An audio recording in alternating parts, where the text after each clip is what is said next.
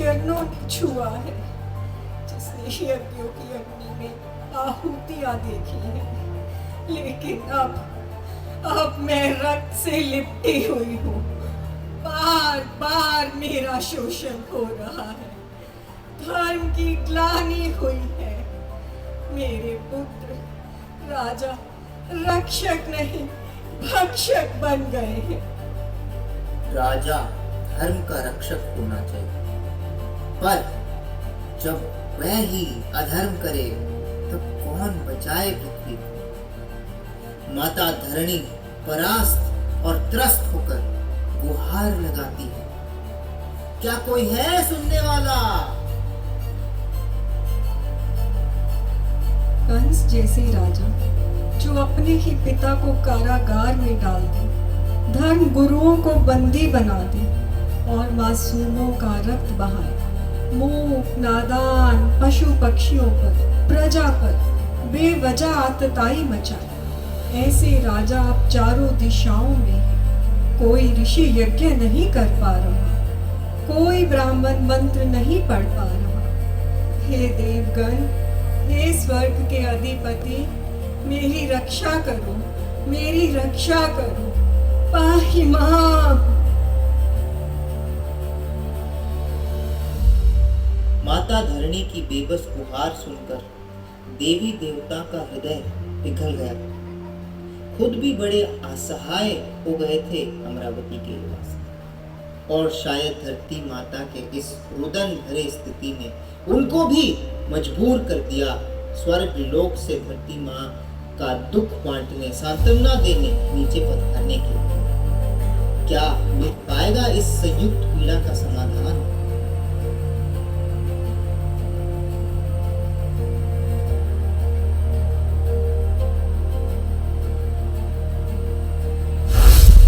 हे धरती देवी, आपकी दशा हमसे देखी नहीं जाती। आपकी पीड़ा हम तक पहुंच चुकी है, लेकिन सत्य ये है कि हम भी शक्तिहीन हो चुके हैं। जब यज्ञ रुकते हैं तो हमें बल नहीं मिलता। राजा आप धर्म से नहीं तलवार से शासन करते हैं। न्याय टिकता है और भय राज करता है। धर्म का कोई स्थान नहीं रहा। हे देवी, संभाले अपने आप को, क्योंकि संभवतः धर्म के साथ साथ हम सबकी रक्षा करने वाला अभी कोई नहीं है। जब भक्तों का आदर नहीं होता तो मंत्र निष्फल हो जाते हैं। हम बस देख सकते हैं, रुदन कर सकते हैं, पीड़ा सह सकते हैं, कुछ कर नहीं सकते। ऋषियों के आश्रम जला दिए गए हैं, सत्य को मूर्खता कहा जा रहा है और असत्य को वीरता। तो क्या अब कोई आशा नहीं बची? क्या अब बड़े बड़े देवता यूं ही मुझे मरते हुए देखेंगे? ये कैसी लाचारी छा गई है स्वर्गलोक में। हमें ब्रह्मा जी के पास चलना होगा। वह सृष्टि करता है, शायद उन्हें कोई उपाय सूझे। हाँ, समय आ गया है, अब वही कुछ कराएंगे।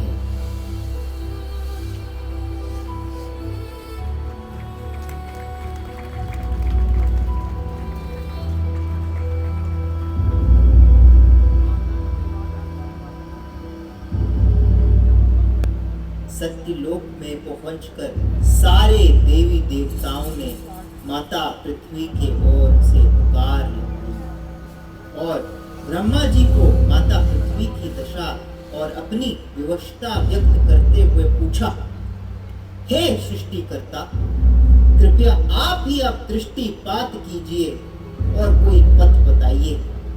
बस अब ये शोषण और नहीं।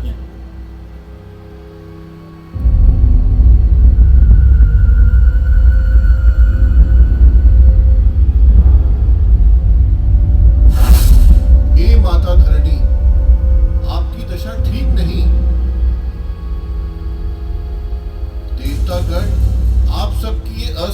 ऐसा उचित नहीं। मैं जानता हूं क्या हो रहा है और मैं भी ये देखकर दुखी हूं, पर अब ये हमारे वश में नहीं रहा। ये समय है श्वेत द्वीप जाने का, वहां जहां स्वयं भगवान विष्णु निवास करते हैं। चलिए मेरे साथ।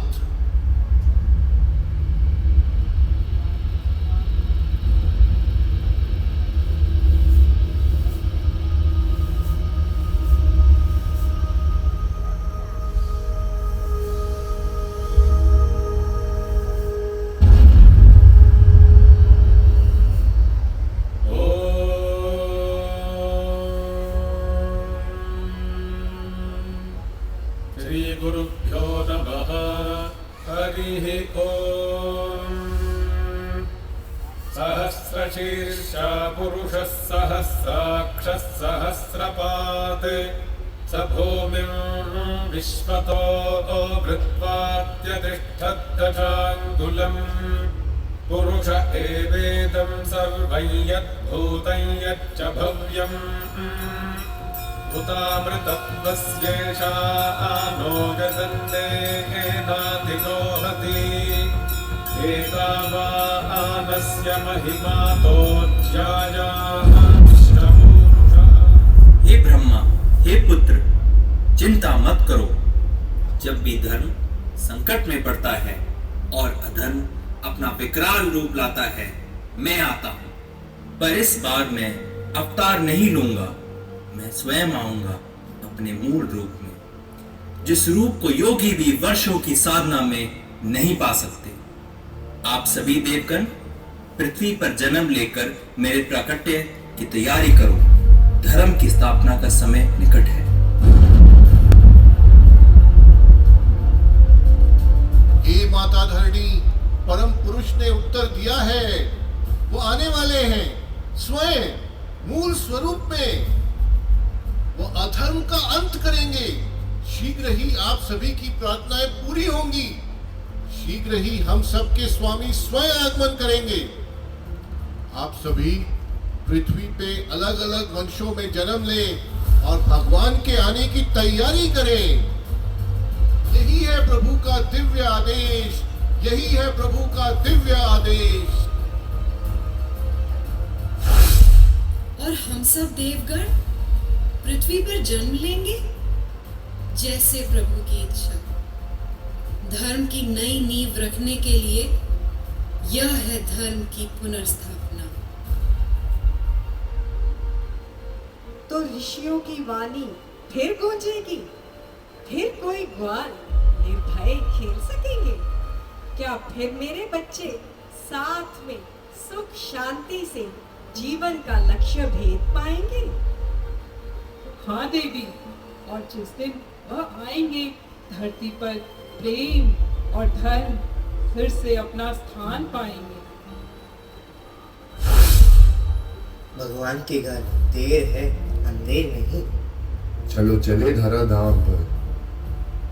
माता पृथ्वी, अब आप बिल्कुल मत घबराइए। हमारे दाता अब आने ही वाले हैं। ओम नमो भगवते वासुदेवाय।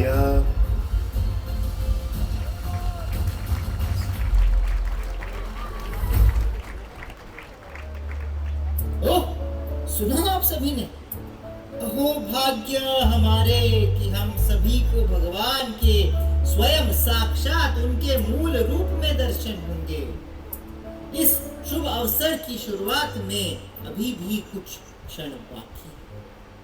अभी भी बाकी है हमारा कुछ ऐसे भयानक बर्ताव को देखना जो हमारे परिचय करवाए उन दानव रूपी राजाओं से, जिनके आताताइयों ने माता धरती का ये महल बनाया। उनमें से सर्वश्रेष्ठ और सबसे नीच था उग्रसेन का पुत्र कंस। चलिए चलते हैं कंस की बहन देवकी के विवाह के दिन, और जहां से ये कहानी आगे बढ़ती है।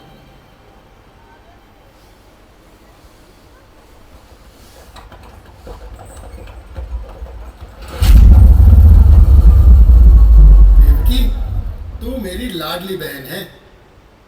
आज तेरे विवाह में स्वयं मैं रथ हाकूंगा। कोई सौभाग्य मेरा भी तो हो। हे कंस, जिस देवकी को तू विदा कर रहा है उसी का 8वां पुत्र तेरी मृत्यु का कारण बनेगा। देवकी, प्रिय बहन, तू ही मेरी मृत्यु को जन्म देने चली है। क्या भूल गई मेरे प्रेम को? अपने ही भाई का पतन बनेगी। कंस की मृत्यु को जन्म देने वाली तेरी मृत्यु अब मैं बनूंगा। तू ही मृत्यु की जननी है देवकी। मैं तुझे अभी समाप्त कर दूंगा। या! रुको कंस, दया करो। मुझे अगर तुम कर्ण मात्र भी अपना हितैषी मित्र मानते हो तो एक क्षण के लिए थम जाओ। तनिक सोचो, क्या कहेंगे लोग? अपनी ही बहन को निहत्थे होते हुए उसके विवाह के दिन कंस ने मार दिया। महाराज कंस को यह शोभा नहीं देता। मेरे 8वें पुत्र से तुम्हें आपदा है ना? मैं वसुदेव वचन देता हूं, मेरे सारे बच्चों को मैं स्वयं तुम्हें सौंपूंगा। वचन देता हूं, जो भी संतान होगी मैं स्वयं तेरे चरणों में दूंगा। निर्दोष का रक्त बहाना तुझे भी कलंकित करेगा कंस, तुझे भी कलंकित करेगा। अच्छा, देखता हूं तेरा यह वचन कितने दिन निभता है। मैं प्रतीक्षा करूंगा 8वीं संतान की। सैनिकों, इन्हें बंदी बना लो। कारागार के अंधकार को अब इनका घर बना दो।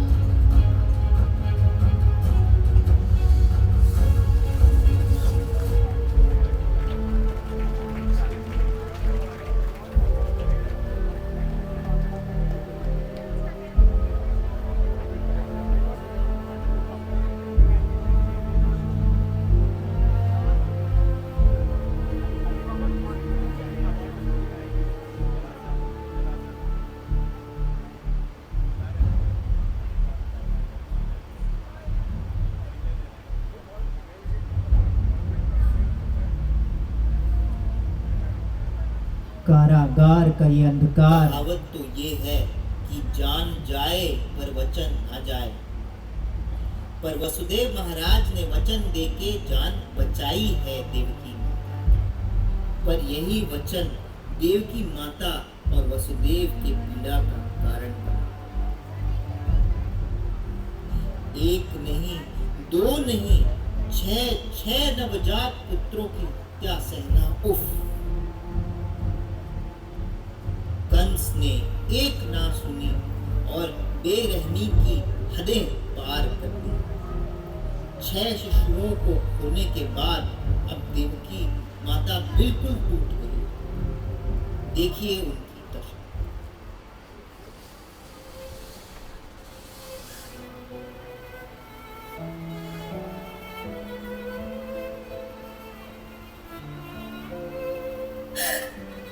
क्या यही मेरा सौभाग्य है स्वामी?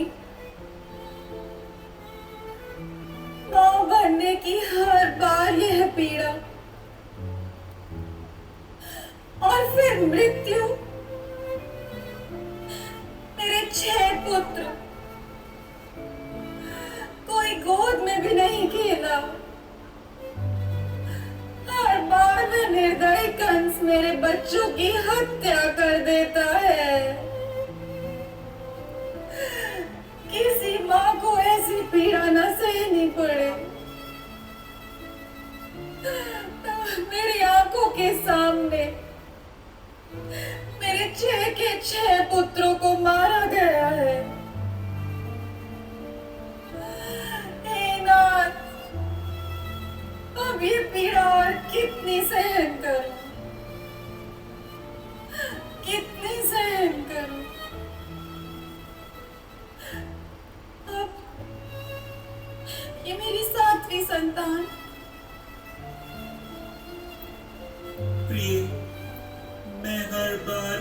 अपने हाथों से सौंपता रहा मृत्यु को। मैं भी कितना अभागा हूँ, अपने ही पुत्रों को अपने ही हाथों से उनके मृत्यु के हाथ में देने पे वचनबद्ध हूँ। तुम्हारे आंचल से उन्हें खींच लेता रहा है कंस, और हर बार पर मैं विवश हूँ। हे देवकी, हम दोनों को भाग्य की इस पीड़ा को प्रभु की सेवा में सहना होगा, सहना होगा। ये क्या? अचानक सातवीं संतान ने गर्भ में किया हलचल, और ये तो गर्भपात लग रहा है। सातवीं संतान हुई गायब। महाराज को संदेश पहुंचाओ, महाराज को संदेश पहुंचाओ। गर्भपात हो गया है, गर्भपात हो गया है। महाराज कंस, महाराज कंस। क्या हुआ? तुम्हारे गर्भ में कोई हलचल नहीं?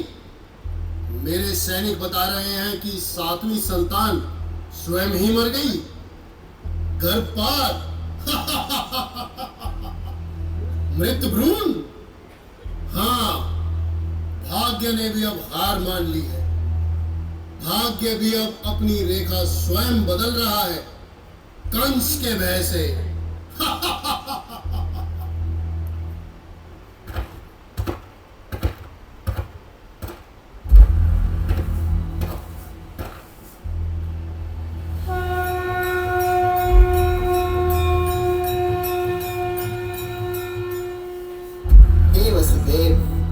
ये भ्रूण अब गोकुल में रोहिणी के गर्भ में स्थानांतरित किया गया है। ये भगवान के अग्रज होंगे, स्वयं बल का अवतार बलदाऊ जी होंगे। बलराम संकर्षण शेषनाग। तो लीला प्रारंभ हो चुकी है।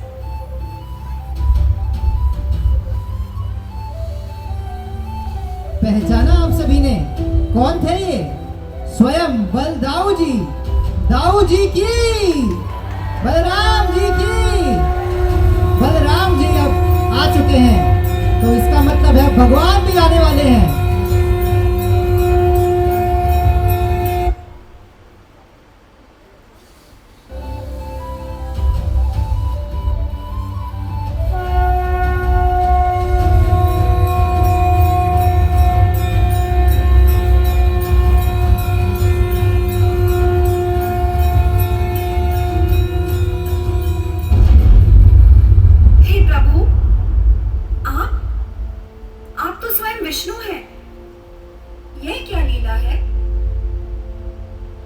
हे पुरुषोत्तम, आपने इस कारावास में जन्म लिया।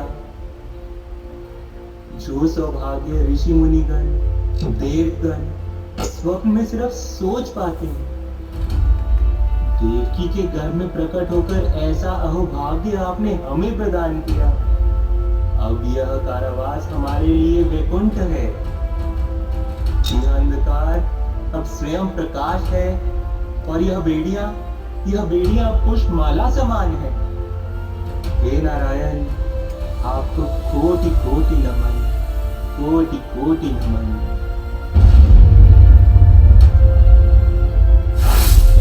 आप दोनों ने ही तीव्र तपस्या कर मुझे मांगा था कि मेरे समान कोई आपका पुत्र बने। मेरे समान तो अब मैं ही हूं।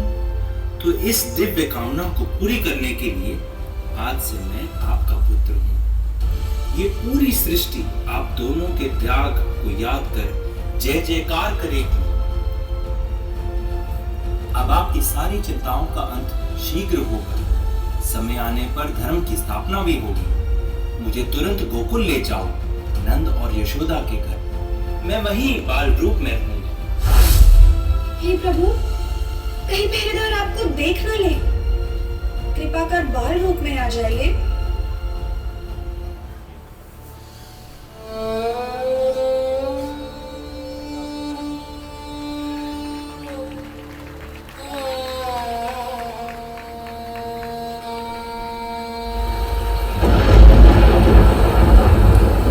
यमुना पूरे बह रही है, बारिश पूरी तेजी से है। इसी दिन मथुरा से गोकुल की तरफ चले थे वसुदेव। यमुना डोली थी पैर छूने के लिए भगवान के, ऊपर उठ रही है, ऊपर उठे जा रही है पैर छूने के भगवान के। ये है श्री कृष्ण की लीला। जा रहे हैं मथुरा से गोकुल नंद नंदन बनने के लिए।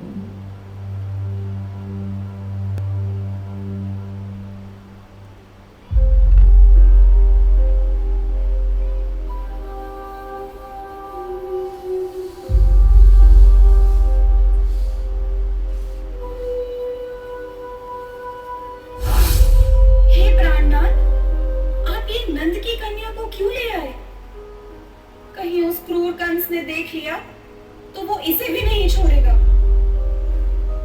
नंद ने मेरी एक ना सुनी देवकी। धैर्य रखो, भाग्य का यही संकेत हो सकता है।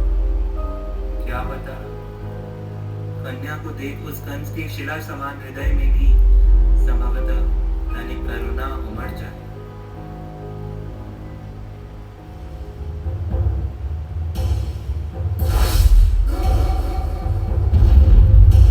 कन्या है, अब तो दया करो भैया, ये निर्दोष है, इसे मत मारो। मृत्यु का रूप चाहे कैसा हो, नर या नारी, मैं कोई जोखिम नहीं लूंगा। देवकी, तू मुझे इन घृणा भरी नजरों से ना देख। तू कैसी बहन है, अपने ही भाई के मृत्यु पर दया की भीख मांग रही है। मेरे काल बन के आई इस बालिका का अंत अभी इसी समय होगा। नहीं भैया नहीं।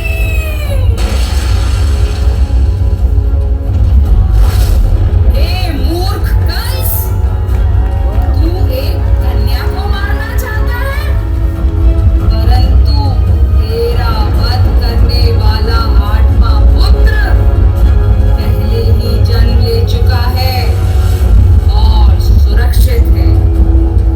समय अब तुझ पर भारी पड़ेगा।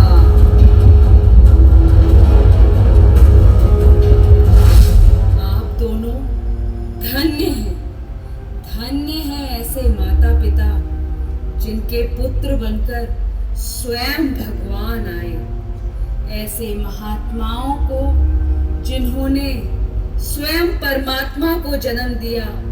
आपको दुर्गा का नमन है, नमन है।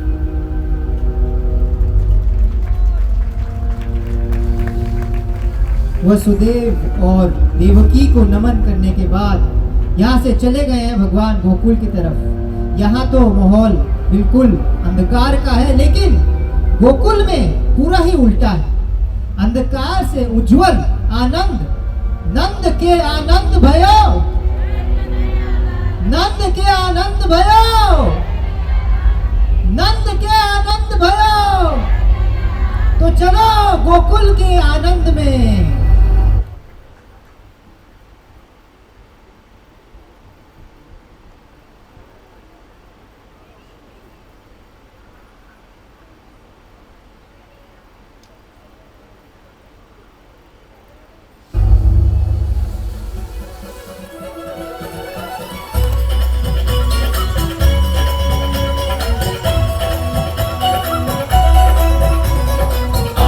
यशोदा कर नंद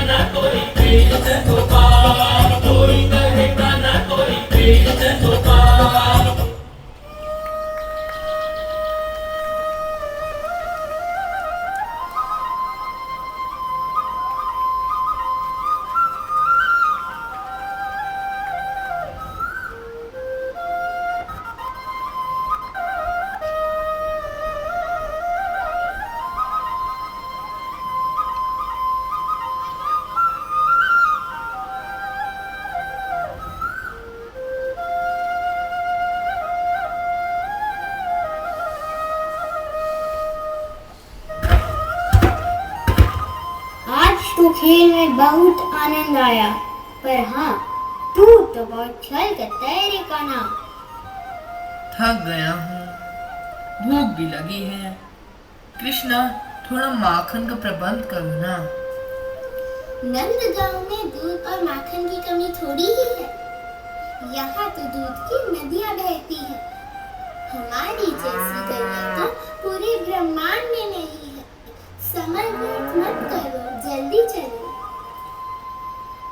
वो तो ठीक है, किंतु आज की दावत किसके घर पे होगी? मैंने देखा है, आज यशोदा मैया ने बहुत सारा माखन बनाया है। बहुत स्वादिष्ट भी लग रहा था। आज वहीं चले? हाँ हाँ चलो। मैया ने देखा तो बहुत मार पड़ेगी कान्हा, सोच लो। अरे मैं हूँ ना।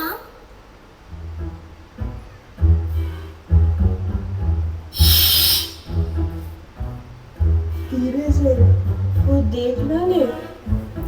रुको रुको, श्रीराम तुम वहां जाओ, देखो कोई आ ना जाए। सुबाला तुम यहाँ आओ, झुको मैं ऊपर चढ़ता हूँ। दाऊ आप भी आओ। कृष्णा मैं फिर कह रहा हूँ, ये मत करो, मैया आती ही होगी। कुछ नहीं होगा दाऊ, डरो मत। अरे भागो रे, मैया आ गई, मैया आ गई, सब पकड़े जाएंगे। मैं तो पहले ही कहा था, अब सब भूल गए। कान्हा, आज तो तू रंगे हाथ पकड़ा गया। सब गोपियां कहती थी कि तू माखन चुराता है, पर मैंने कभी विश्वास नहीं किया। अब खुद बता, अपने ही घर में माखन चुराने की क्या पड़ी थी तुझे? मैया, मैं तो बिल्कुल निर्दोष हूँ। तेरे बनाए माखन की कसम, ये सभी मेरे पीछे पड़ गए थे। और श्रीराम तो कह रहा था, उसने कल ही आपको माखन निकालते देखा है। कह रहा था सब मैया ही खा जाती है। बलराम, तू तो बड़ा है ना, तू भी छोटे के साथ चोरी करेगा? मैया, मैंने तो साफ मना कर दिया था, पर कान्हा कहाँ किसी